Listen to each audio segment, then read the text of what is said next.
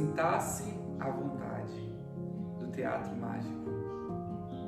Todo sujeito é livre para conjugar o verbo que quiser. Todo verbo é livre para ser direto ou indireto. Nenhum predicado será prejudicado. Nem tampouco a frase, nem a crase, nem a vírgula e ponto final.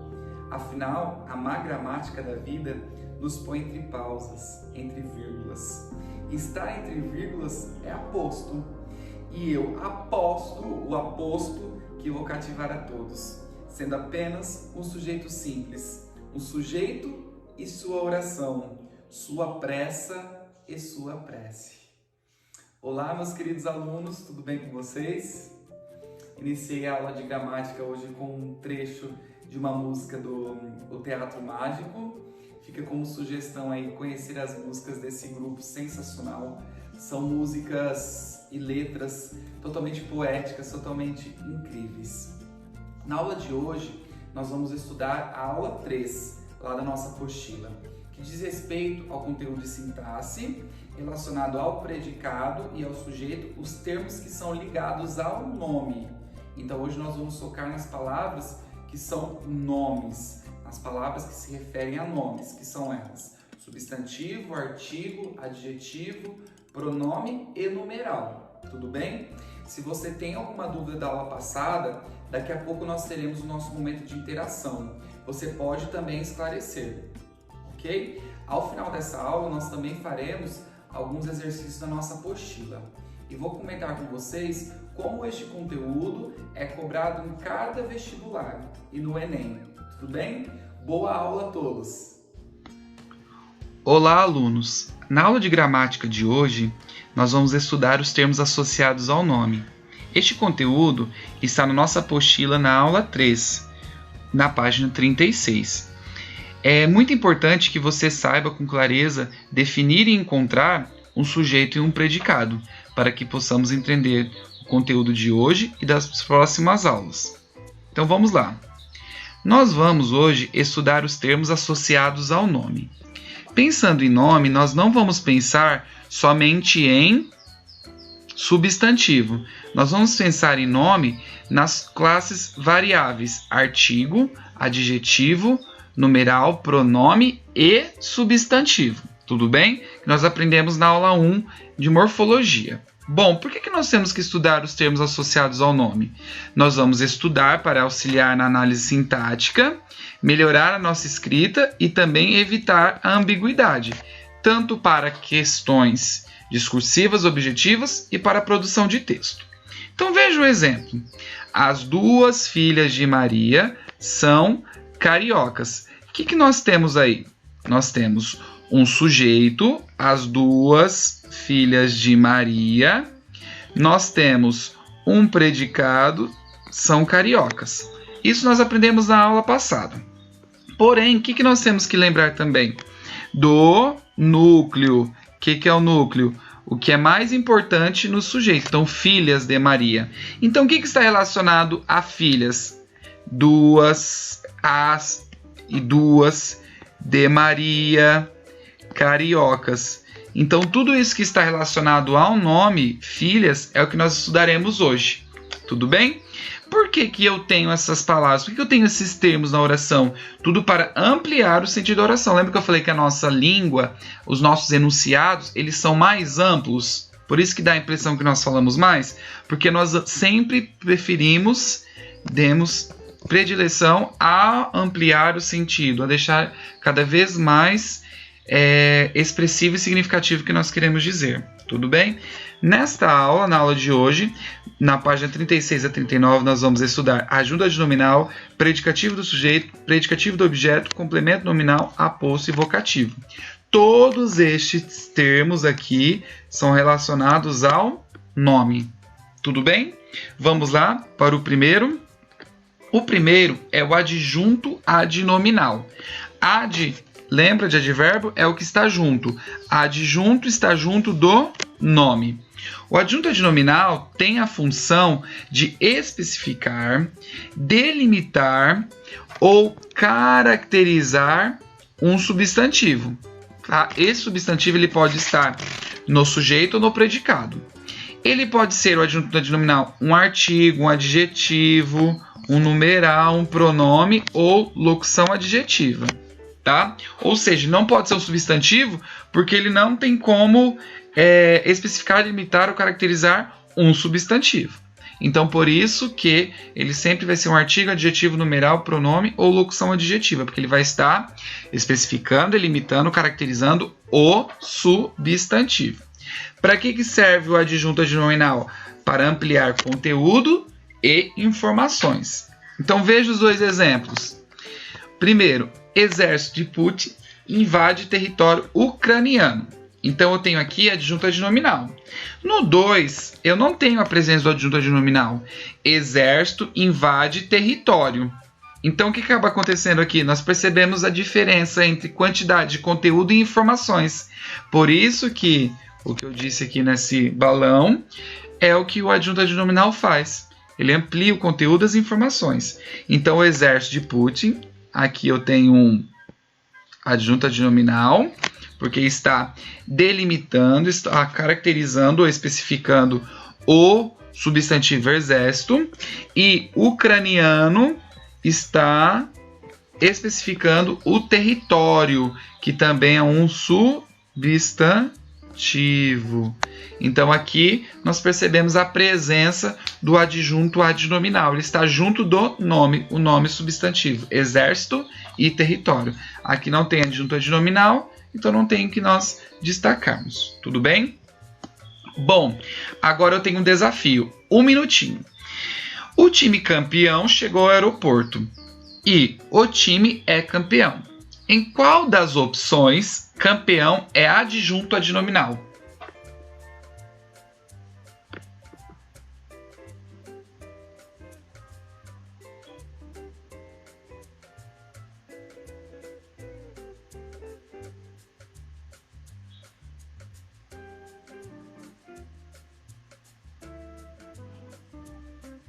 Quando nós temos no exemplo 1 o time campeão, campeão está caracterizando o time substantivo. Ok, então aqui é um adjunto adnominal, certo? Já no segundo exemplo, o time é campeão, eu também estou caracterizando o time, só que aqui a posição da palavra campeão não permite dizer que eu estou apresentando um adjunto adnominal, porque aqui vai ser um predicativo do sujeito. Então, por isso que somente no exemplo 1 é que nós temos um adjunto adnominal. Mas, para nós nos aprofundarmos, o que eu preciso saber?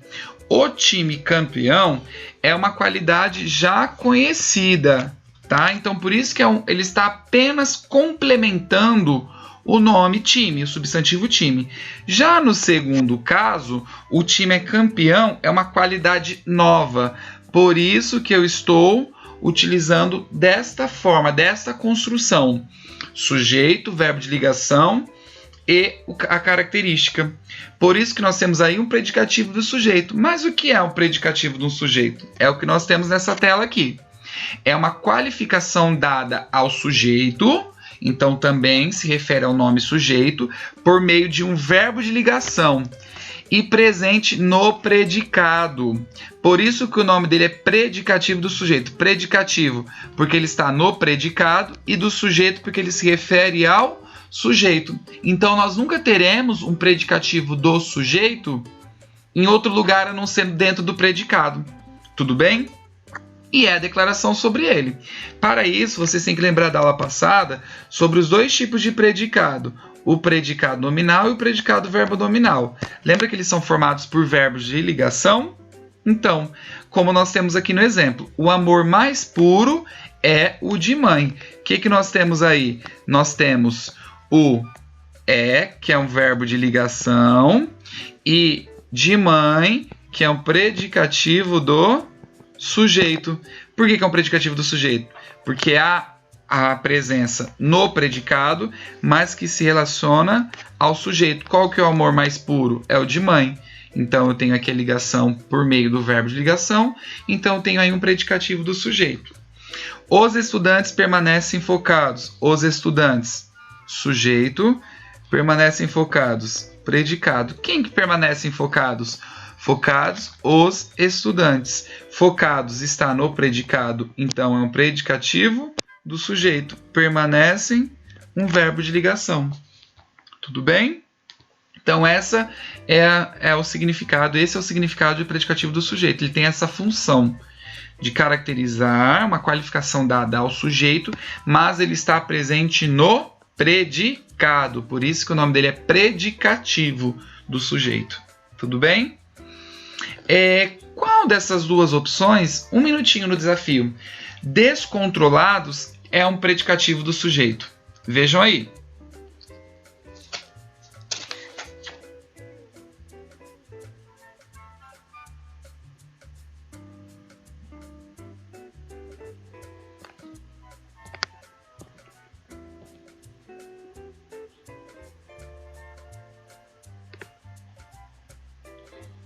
Vamos lá? No caso número 1, os criminosos descontrolados fugiram. Percebam que eu tenho aí sujeito, os criminosos descontrolados. Deixa eu arrumar aqui para mudar essa cor.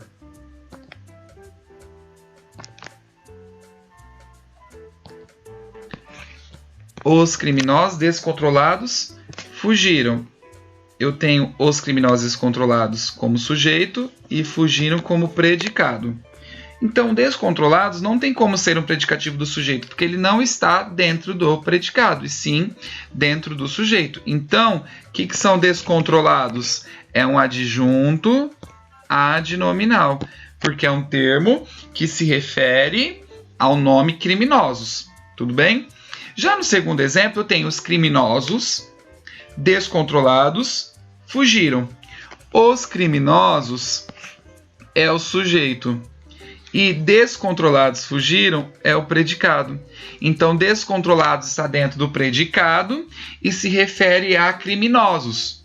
Então, eu tenho aí um predicativo do sujeito.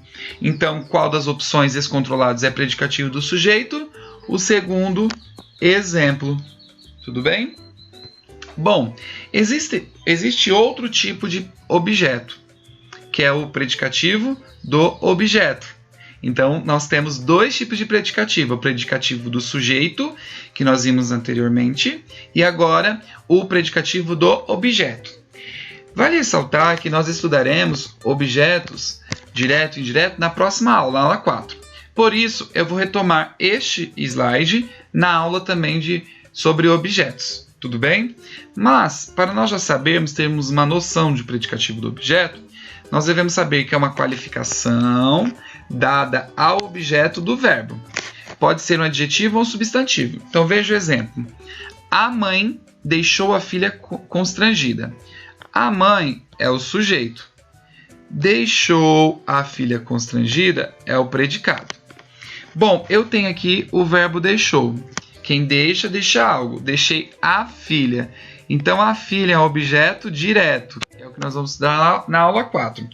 Constrangida está se referindo à mãe ou à filha? A filha. Então, eu não tenho aí um predicativo do sujeito. Porque mãe não é sujeito? Então, eu não estou referindo-se constrangida à mãe, ao sujeito. Então, não é um predicativo do sujeito. E sim, estou me referindo, qualificando o objeto direto. Por isso que aqui, essa qualidade é dada ao predicativo do objeto. É um predicativo do objeto, porque essa qualidade, essa qualificação é dada ao objeto direto. Tudo bem? Por isso que é um predicativo do objeto. Vale ressaltar, pessoal, que nós sempre temos que pensar nessas análises com as setinhas, tá bom? Sempre nós vamos nos auxiliar com setinhas para perceber a relação entre os termos. Veja o segundo exemplo. Ela chamou o rapaz de ladrão. Ela é o sujeito. Chamou o rapaz de ladrão é o predicado. Quem chama alguém ou algo. Então ela chamou o rapaz, objeto direto, E de ladrão. Quem que é de ladrão? Que ela chamou? O rapaz. Então não é um predicativo do sujeito, porque não se refere a ela, ladrão, e sim ao rapaz. Então é um predicativo do objeto, o rapaz. Então a qualificação de ladrão diz respeito ao termo o rapaz, que é um objeto direto. Tudo bem? Bom, agora nós vamos estudar o complemento nominal. Tá? O complemento nominal, ele merece um pouquinho de foco, tá bom? Então, o que vocês vão observar aí? Que há como confundir o adjunto adnominal com o complemento nominal. Então, vocês já podem colocar um destaque aí, um post-it ou alguma informação que deixe mais destacada a palavra complemento, a expressão complemento nominal, para nós não confundirmos. Porque daqui a pouco nós vamos ver alguns exercícios da apostila que realmente acaba nos pedindo, solicitando saber a diferença entre adjunto adnominal e complemento nominal. Tudo bem? Bom, quando nós pensamos em adjunto, nós lembramos de estar junto. Quando nós pensamos em complemento nominal, nós pensamos em complementar, completar. Então, qual seria mais intenso? Qual seria uma informação mais grandiosa? O complemento nominal, tá? O complemento nominal ele dá um sentido mais específico, mais aprofundado. E o complemento nominal pode ser no substantivo, um adjetivo ou advérbio. Já o adjunto adnominal, ele pode ser artigo, adjetivo, pronome, numeral ou locução adjetiva. Ele não pode ser substantivo. Tudo bem? Mas daqui a pouco eu vou dar uma dica mais fácil para vocês saberem a diferença, saberem diferenciar complemento nominal de adjunto adnominal. Então, primeiro, vamos ver o que é um complemento nominal? Vejam aqui, vacinação é um nome, tá? Contra a gripe canina. Então, contra a gripe canina, eu estou complementando o nome vacinação. Então, estou ampliando o sentido da palavra vacinação. Então, eu tenho aqui um complemento nominal. A imaginação dos dois é muito fértil. Aqui, a imaginação de quem? Dos dois é muito fértil. Então, eu estou ampliando o sentido da palavra imaginação. Por isso que dos dois é um complemento nominal. Tudo bem? Professor, mas é muito parecido com adjunto adnominal, porque está junto do nome. Sim. Como que nós vamos saber diferenciar? Veja esse exemplo. Pensem sempre dessa forma, tá bom? Na hora de fazer os exercícios, vocês retomem também nessa explicação para ver como diferenciar. Tudo bem? Bom, veja os dois exemplos. A invenção da lâmpada iluminou o mundo. Tá? A lâmpada aqui, ela é paciente, ou seja, ela está recebendo a ação. Tudo bem? Como que ficaria recebendo a ação? A lâmpada foi inventada. Já no segundo exemplo, a invenção de Thomas Edison iluminou o mundo. Ele é o agente, porque ele que inventou. Então, como que ficaria? Thomas Edison inventou a lâmpada.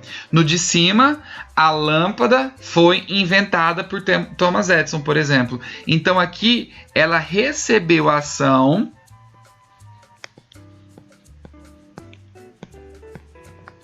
e aqui ele fez a ação. Então, quando esse nome é paciente, vai ser um complemento.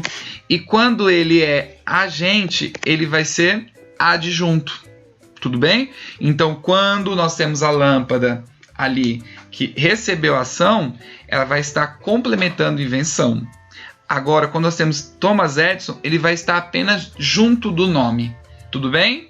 Vamos para um desafio agora, então, para saber se vocês conseguem diferenciar.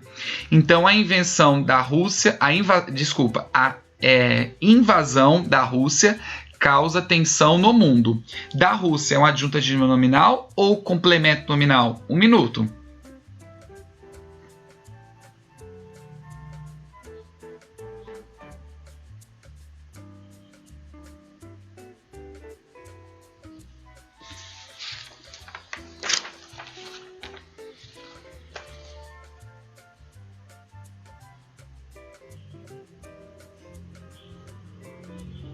Vamos lá, deu um bug. Eu imagino, porque na verdade nós temos duas interpretações aí. Se a Rússia foi invadida, ela recebeu ação. Então, se a interpretação de que ela foi invadida vai ser complemento nominal, tá bom? Se a Rússia invadiu, ela vai ser agente, ela que fez a ação. Então, vai ser adjunto adnominal, tá? Então, é possível essas duas interpretações. A primeira interpretação, se ela invadiu, é porque ela possibilitou a ação. Então, ela vai ser, da Rússia, vai ser adjunto adnominal.